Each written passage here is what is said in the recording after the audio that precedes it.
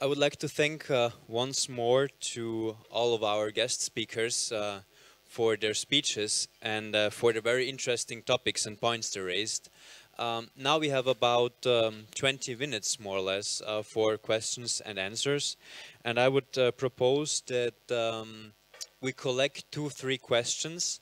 You address them to the speakers, and then the speakers can pick them up and answer them, which they feel most comfortable, or where they think that they have a point to make and a value to add. So,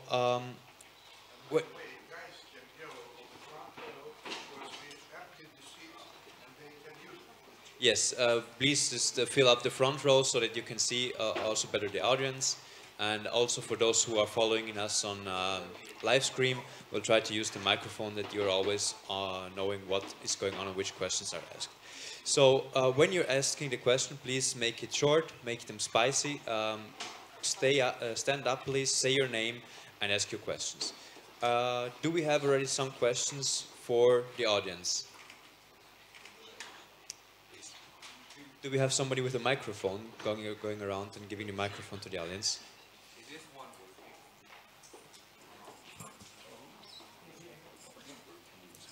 Thank you so much. So my name is Alvaro Arroyo, I'm the Secretary General of Diplocat. 2 short questions, 1 to 2 meters, if I may. You said, full employment is not necessarily desirable. It sounds a bit shocking here in Spain with 21% of unemployment, 17% of unemployment in Catalonia. Could you please develop on this? And then a second question to Felix. Your proposal of global youth visa, that's very inspiring, but let me be a bit provocative. You're proposing to young unemployed people to leave. Isn't that too easy? Isn't that the easiest way? Shouldn't young people try to, well, to change the system from the inside? Once the country has been investing on them, on their education, shouldn't they first try to change the system from the inside? Getting involved into politics before deciding to leave, which is always a possibility, of course. Thank you. Thank you very much. Let's collect some other questions in front row.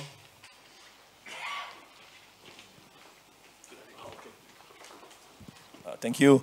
Adi Kolasevic, Youth-Time Ambassador. I have posted some questions on the meeting applications, so I don't know how it will be transferred maybe to the speakers, but one of the question is maybe to Psakiris, but to all of you, mentioning the high employment rates, but is there any correlation with, let's say, higher education, as you mentioned also that higher education students are mostly unemployed, in a sense of... Okay, but generally there is overflow of higher education students.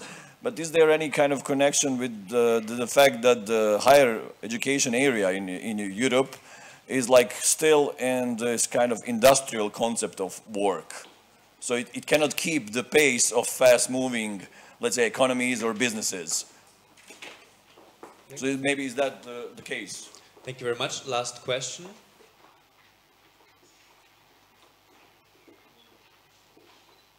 My question, hello, I'm Ekaterina Kuznetsova, European Youth Press.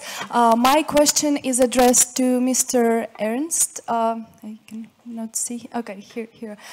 You mentioned that there is a way to involve private businesses into helping young people. So what can be major tools and mechanisms of incentivizing these private businesses? Thank you very much. Thank you very much. Please, who would like to pick up the question? Who would like to start? All right, so I'll start by trying to answer your question. I think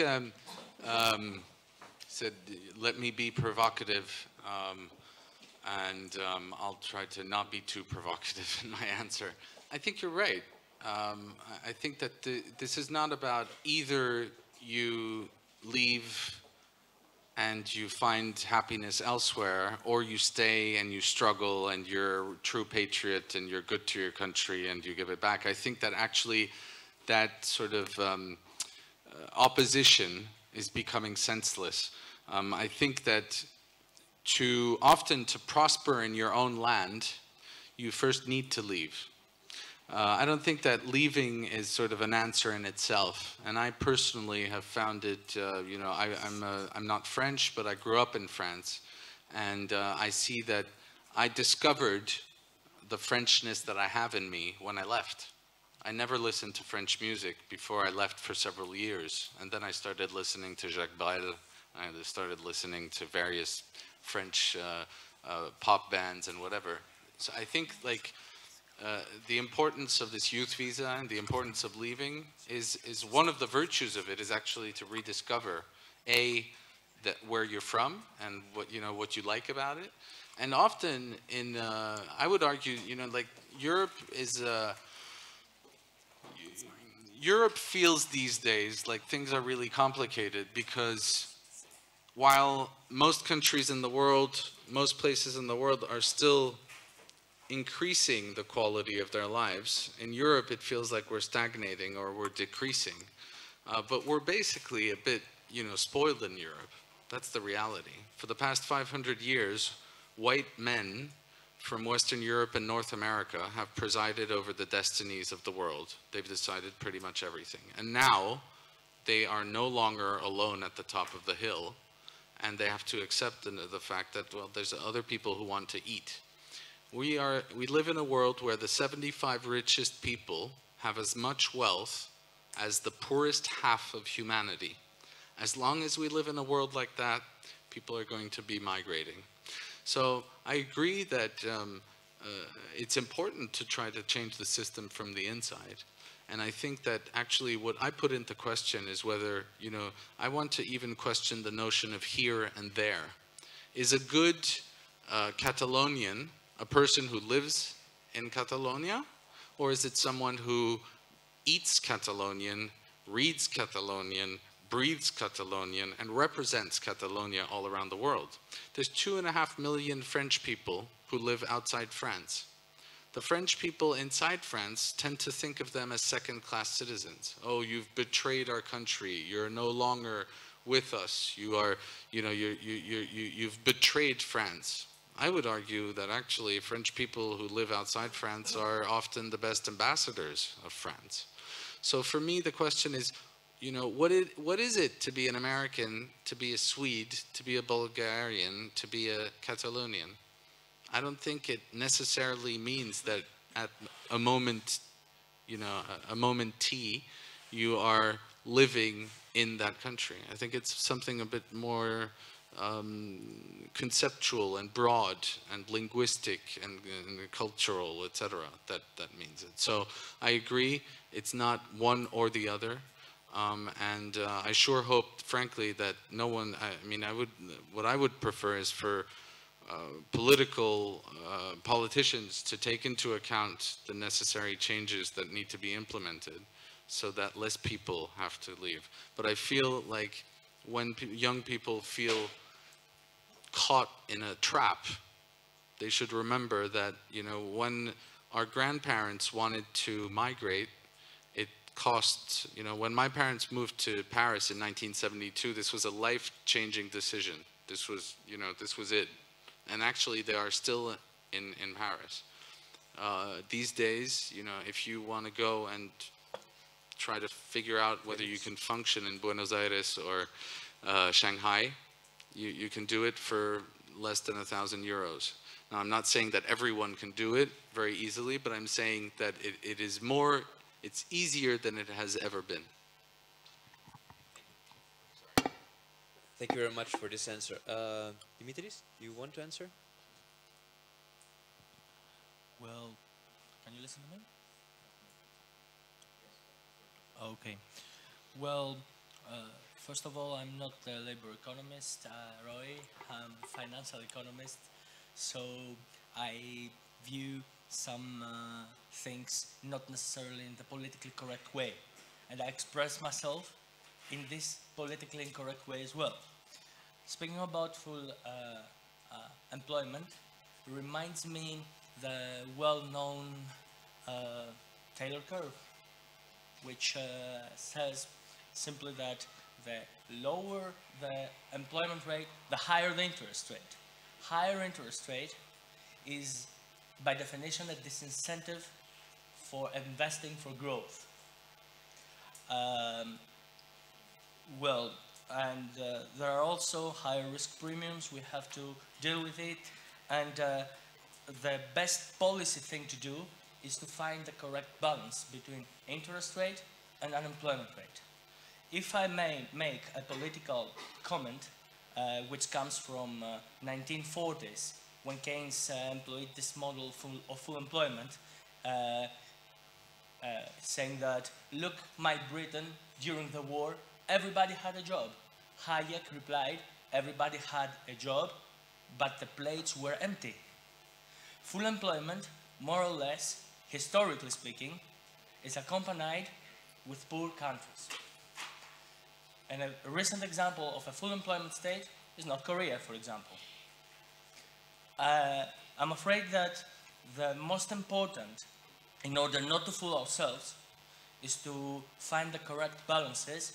And if we need to address something, it's not necessarily the unemployment problem per se, but the unemployment caused by structural causes. There are several kinds of unemployment. Ernst may be more detailed than me on that. There is structural unemployment, there is cyclical unemployment. Cyclical unemployment, to some extent, is necessary to clear the market. What we need to do is to help, to assist people facing themselves out of employment temporarily because of cyclical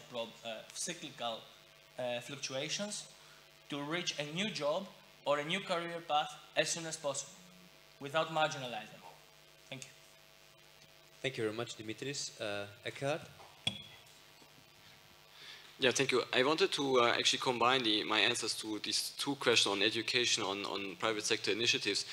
First, on the education front, I think that the challenge that we have, and you mentioned, and it was brought up, is not only limited to these two countries. And it will be increasingly becoming true that in the future, if our education systems do not adjust to technological change as we're currently seeing it, we will actually see rising unemployment, not only for high-skilled people, but even this intermediate skilled group of young people will increasingly face labor market problems.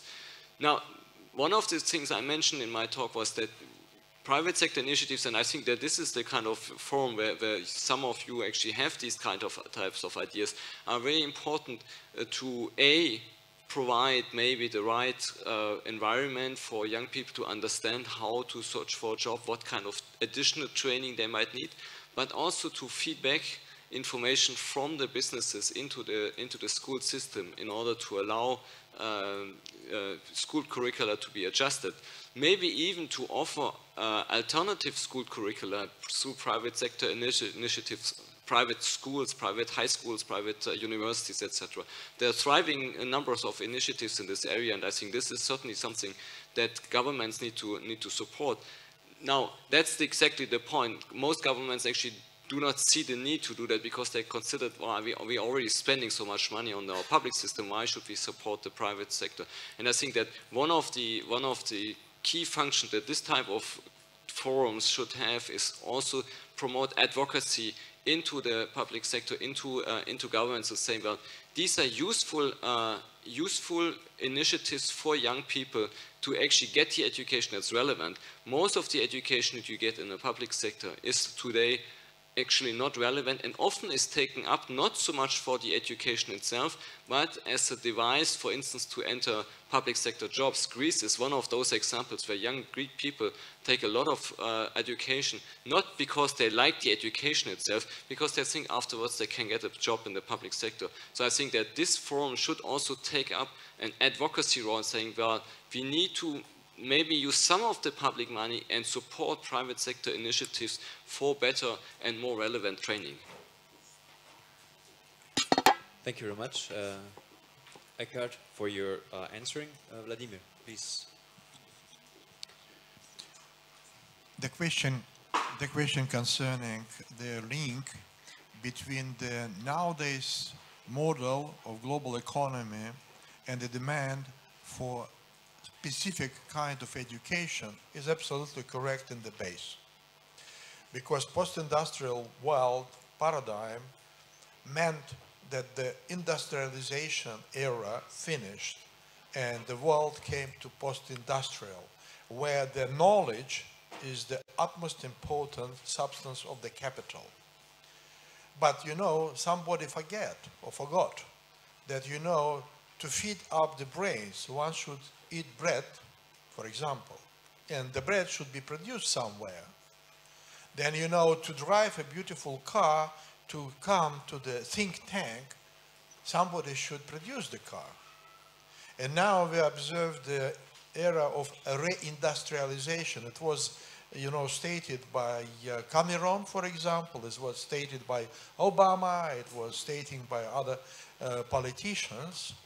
So from this point of view, I suppose the demand will shift from the demand for advocates or lawyers towards engineers again. At least we observe that in, for example, Russia and other countries. But that is not only the point. As I said, we devoted a lot of time to discuss the possible features of the new paradigm of the development of mankind and the global world. Felix mentioned figures, but I would like to add even more figures. 400 billionaires earn the earnings which is equal to the earnings of the half of the population of the world. 1% of the most rich people possess 99% point something of the global wealth in terms of actives. 1%. In such kind of paradigm, we never reach any kind of equality, and we never reach any kind of the free development. So there is something strong, and Dimitris mentioned the word structural. I would say systematic problem, crisis of the existing model. Inevitably, it will change. In the history, unfortunately, we observed the changes of the paradigm through the most devastating world wars. God bless us that this time our politicians, our leaders, will be more wise than the predecessors to find a way how to squeeze between steel and reaped without putting the world into this kind of pattern of changing of the paradigm. And I also would like to mention that this orientation of post-industrial orientation of the world brought the layers of the society to some unproportions. In Russia, the biggest layer of civil employees are those who are controlled. Special services, controllers, etc. In the amount, they are bigger than, you know, accumulated figure of Russian army and railways. Because railways was 1.2 million employees and army is a little bit less than 1 million. So controllers in numbers much bigger. You know, I don't know the figure. Maybe somebody is here from the United States or know the figure. I suppose in the United States, maybe not in numbers, but the most influential layers of the societies are financiers or financial oligarchs and lawyers, not engineers already. So the change of the paradigm will inevitably bring a new demand for new professionals. So that possibly could be the outcome of the stagnating system of global education. When I'm talking global, we have countries with much better education and worse education. But I'm talking, you know, generally, so the demand for the education should also be equal. because, you know, Bolognian system and the American system of education, if we are talking about public schools and private schools, those different system of educations. And because of that, the starting possibilities for the people with these, you know, educations are different also. So that is multiplying inequality among the different layers and different generations of the societies in.